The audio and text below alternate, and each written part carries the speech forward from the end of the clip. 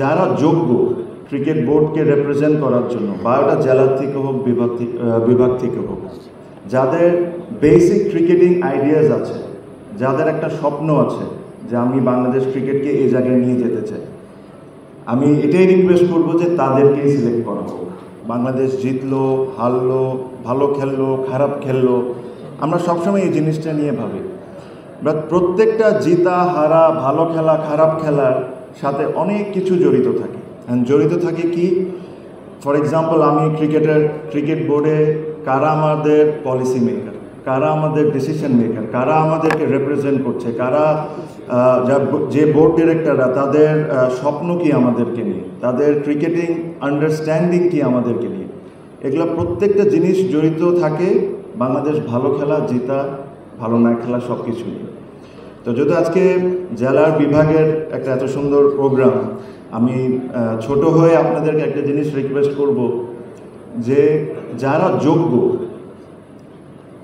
Cricket বোর্ডকে represent করার জন্য বা ওটা জেলা থেকে হোক বিভাগ থেকে হোক, যাদের বেসিক ক্রিকেটিং আইডিয়াস আছে, যাদের একটা স্বপ্ন আছে যে আমি বাংলাদেশ ক্রিকেটকে এই জায়গায় নিয়ে যেতে চাই, আমি এটাই রিকোয়েস্ট করবো যে তাদেরকেই সিলেক্ট করা হোক।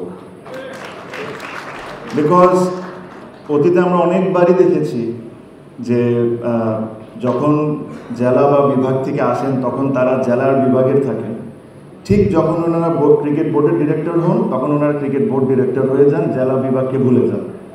এখন অনেক জেলা বিভাগে আমি যাই, চিটাগংয়ে আমি নিজেও গিয়েছি, কয়েকদিন আগে বরিশালেও গিয়েছি। অনেক জেলা বিভাগ এখনও আছে যেখানে স্ট্যান্ডার্ড মেনটেন করে একটা ক্রিকেট লিগও হয় না। ক্রিকেটকে আমরা বলি বাংলাদেশের সবচেয়ে বড় স্পোর্টস, অবশ্যই football and other sports, my respect to all, but যদি আপনি বাংলাদেশের সবচেয়ে বড় স্পোর্টসকে এইভাবে করে যদি আমরা ট্রিট করি, এই জেলা বিভাগ থেকে কিন্তু ডিরেক্টর হচ্ছেন, এই জেলা বিভাগ থেকেই কিন্তু ওনারা পলিসি মেনটেন করতেছেন, বাট তারা যদি তাদের জেলা বিভাগের জন্য কাজই না করে তাহলে ওনাদের তো আমার মনে হয় কোনো প্রয়োজন নেই ওই ধরনের লোকরে ক্রিকেট বোর্ডে আসা। সো এটাই রিকোয়েস্ট করবো, আমি ছোটো হয়ে সবাইকে রিকোয়েস্ট করব যে এমন মানুষকে চুজ করবেন আপনারা যারা যোগ্য।